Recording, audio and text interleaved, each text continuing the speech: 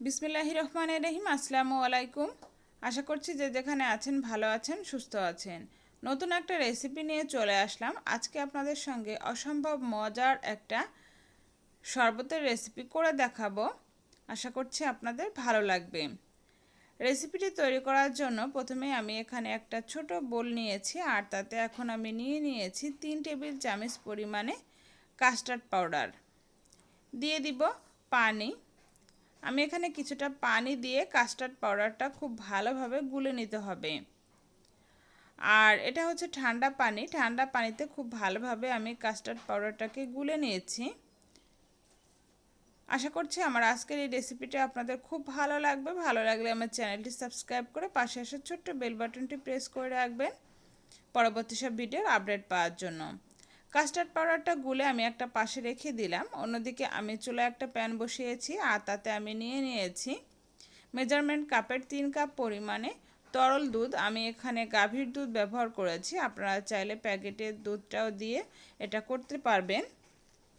তারপর এখানে আমি দিয়ে দিলাম একটা এলাচ। এলাচের মুখটা আমি একটু ফাটিয়ে দিয়ে দিলাম, এতে করে খুব সুন্দর একটা ফ্লেভার আসবে।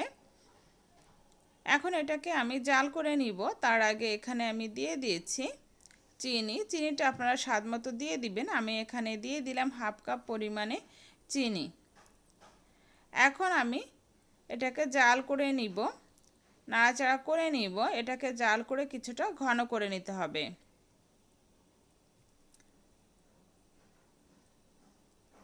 আমি একটু সময় নিয়ে তারপরে দুধটা জাল করে নিব। খুব ভালোভাবে নাড়াচাড়া করে আমি মিশিয়ে নিলাম। সম্পূর্ণ চিনিটা গলে গিয়ে দুধটা যখন কিছুটা ঘন হয়ে যাবে, সেই পর্যায়ে এখানে আগে থেকে গুলে রাখা কাস্টার্ড পাউডারটা দিয়ে দিলাম। কাস্টার্ড পাউডার দেওয়ার সঙ্গে সঙ্গে এটাকে খুব দ্রুতই নাড়াচাড়া করে নিতে হবে, তা না হলে কিন্তু এটা দলা পেকে থাকবে। খুব ভালোভাবে মিশিয়ে নেওয়ার পরে এখানে আমি দিয়ে দিলাম কিছুটা ভ্যানিলা এসেন্স। এখানে আমি 1 চা চামচ পরিমাণে ভ্যানিলা এসেন্স দিয়েছি। এখন এটাকে আবারও নাড়াচাড়া করে মিশিয়ে নিব। এটাকে আমি আরও 1 মিনিটের মতো জাল করে নিব। কাস্টার্ড পাউডার দেওয়ার কারণে দুধটা কিন্তু একদম ঘন হয়ে গিয়েছে, মানে আগে থেকে বেশ কিছুটা ঘন হয়ে গিয়েছে। এখন এটা রেডি হয়ে গিয়েছে। এখন এটাকে চুলা থেকে নামিয়ে আমি ঠান্ডা করে নিয়েছি। এটাকে আমি 1 ঘন্টার মতো ফ্রিজে রেখেছিলাম, যার কারণে এটা একদম ঠান্ডা হয়ে গিয়েছে। এখানে আমি কিছুটা তুতমার দানা পানিতে ভিজিয়ে রেখেছিলাম, সেখান থেকে কিছুটা এখানে আমি দিয়ে দিচ্ছি। এখন এই তুতমার দানাটাকে আমি নাড়াচাড়া করে দুধের সঙ্গে খুব ভালোভাবে মিশিয়ে নিব। আপনারা চাইলে কিন্তু এখানে বরফ কুচি ব্যবহার করতে পারেন, তো আমি এখানে বরফ কুচি দিচ্ছি না। খুব ভালোভাবে তুতমার দানাটা মিশিয়ে নিলাম। তারপর এখানে আমি দিয়ে দিব কয়েক প্রকারের জেলি, মানে কয়েক কালারের জেলি এখানে আমি দিয়ে দিয়েছি। প্রথমে আমি দিয়ে দিলাম অরেঞ্জ কালারটা, তারপর এখানে আমি দিলাম গ্রিন কালার, আর এখানে আমি দিয়ে দিচ্ছি রেড কালার।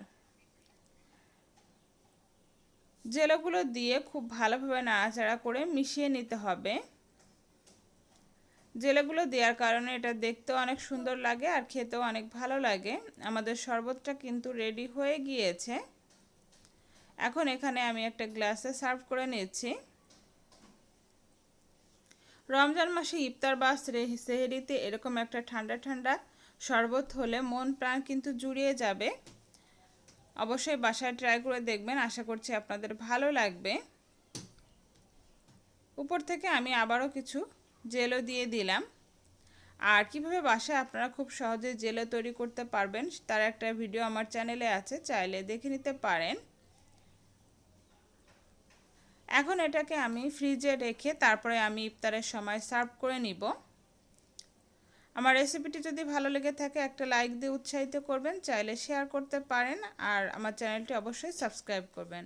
আজকের মতো এ পর্যন্ত। আল্লাহ হাফেজ।